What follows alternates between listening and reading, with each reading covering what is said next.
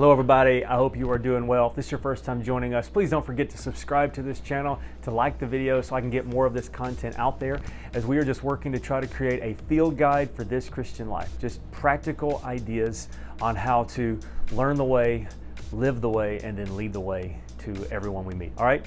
I had someone ask me this question the other day, and I really identified with it. And they said, Pastor, do you feel like just things are different?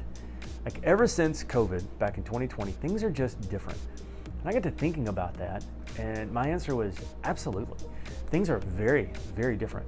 And one of the things that I have the wonderful opportunity to do is I get to meet all different types of people in all different types of seasons and situations and process things. And as a pastor, that's what I get to do, is I get to walk alongside people as they go through this thing called life and point them to Jesus along the way.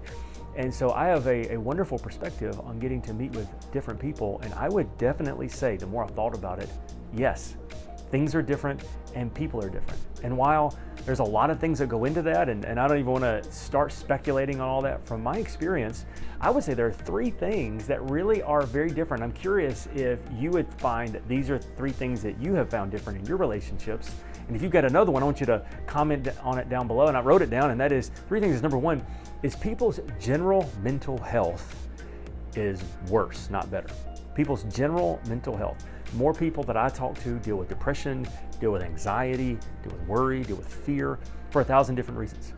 Job stability, country instability, social media wars, back and forth, real wars going on everywhere. But people's mental health, people are just more unstable mentally than before. The second thing is people have taken a step backward in their social skills. It's just true. You know, back even now, there's always been awkward people, because I'm one of them, right? But it seemed like that when COVID happened, people were told to keep a distance from one another, not to touch one another with hugs or handshakes or high fives, any of that kind of stuff.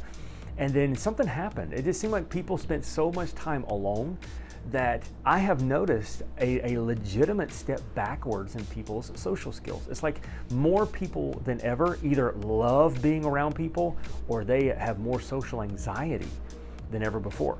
Like, I want you to kind of notice this next time you go up to say hi to someone. How many people will reach out their hand to shake your hand? It is just a cultural greeting, a hello, and people won't do it as much, or people will fist bump instead of handshake because of that. Or people don't like to hug more. Just that personal physical touch is not there. And then in conversation, notice how many times when you're in a conversation, you'll be talking to someone and you could really tell they could probably be having this conversation without you. You know what I mean? They're just kind of rolling and talking, going from topic to topic. And the only way you can talk is you have to interrupt them to interject something else. And then they just keep going. Nothing bad. It's just we got used to being away from one another and doing things online and different stuff that our social skills have gone backwards. So mental health has gotten more complex. Social skills have went backwards. And then the third one is people are more easily offended. There's probably 1,000 reasons for this, and the first two probably go with that. But people seem to have gotten so very attached to their opinions that when someone disagrees, healthy conflict was already more difficult than, it was already more difficult than it hopefully should be. But it seemed like after 2020, we became more attached to our opinions. And with social media, more and more people felt like that they had their right to an opinion. And of course, everyone does. But the problem is we struggle to not get offended when someone doesn't agree with us. It's like our opinion became our identity. And so if you disagree with me, you're not saying I'm wrong, you're saying I'm wrong as a person. And so mental health got more complex, people's social skills took a step backwards, and people became more easily offended. So the answer to the question, yes, I do think things are different, and I don't necessarily mean in a bad way. But here's the thing, what are we gonna do about it? We could talk about all these different reasons why things are bad and they're horrible and all that. I'm not interested in that as much as what do we do? You're trying to create a field guide to re-engage. And through my walks through the wild, walking with different people, I've come up with three things that's helping me, and I'm curious if it will help you as well. Here's three things. Number one is to make a decision to live by principle, not by pressure. When it comes to the anxiety and the social skills and the offendedness, live by principles, not by pressure. The culture, it seems like, has sped up.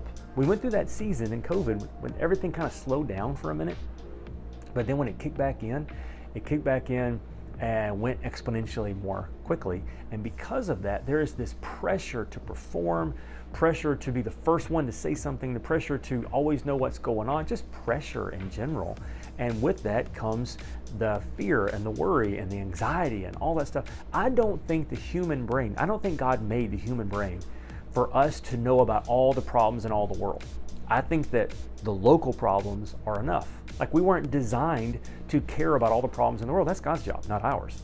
But because of that, the anxiety is increased. So I would encourage you, if you want to kind of get off of that train, think about for a moment, what principles do you want to live by? That you want to be a godly man or woman, that you want to have Christ first in your life, that you want to be a good friend, you want to be a good family member, a good contributor to society. You want to just, whatever your principles are, like your operating parameters for living life, and then make every decision based on your principles, not on your pressure. All right, for instance, so some people who deal with social anxiety. You want to do something, but you get close to doing an event, you want to cancel the event because you feel the pressure to perform. You don't feel like you can do that. But your principle is, I'm a good friend. The principle is, I honor my commitments. And so you go, even though the pressure was to not go, but you go because of the principle, and you get there and you have a good time. So number one, if you want to kind of get out of the matrix, and kind of just find life again, is to live by principles, not by pressure. Number two is to take your faith in Christ seriously. We live in a world where you cannot take for granted that everybody around you is a Christian, everybody around you is living a Christian worldview, and that everybody agrees with your Christian worldview. So you're going to be tested and going to be challenged. And that can create anxiety in social situations and all of that unless you know what you believe. Now, that doesn't mean you have to become a Bible scholar. As a pastor, I would love that for everybody. But what it does mean is you need to take your faith seriously. You need to have daily time reading God's Word, daily time in prayer, daily time around your church family, and taking your walk with God seriously. Because on the shifting sands of our culture right now, you need something solid, which is only going to come when you take your faith in God seriously. So number one, to get out of the matrix, is to live by principles, not by pressure. Number two is to take your faith seriously. And then number three is to develop deeper relationships. This is harder to do than ever because social media is so easy. But let me say this when I say this. For most people, social media is not real. It's not real, authentic relationships. We were not wired to have 1,000 friends. We were wired to have a few friends that we develop close relationships with. Now, there's always that outlier who has deep, authentic relationships over social media, but for most of us, it does not work to have deep, authentic relationships with people that we never see. That's hard because of COVID. That idea of all of us being separated for a while. So it's going to take some effort for you to kind of get out of that bubble, go to your local church, get connected to that church community, go to a life group, and get to know people. But with that, you're going to start to get back in touch with different people, and it's going to help you in your mental health, your social skills, and all the other things. So, is the world different? Yes. But you can do something about it, and that is to live by principles, not by pressure. That is to take your faith seriously, and that is to develop some deep relationships. Hope that was helpful. I'll see you next time.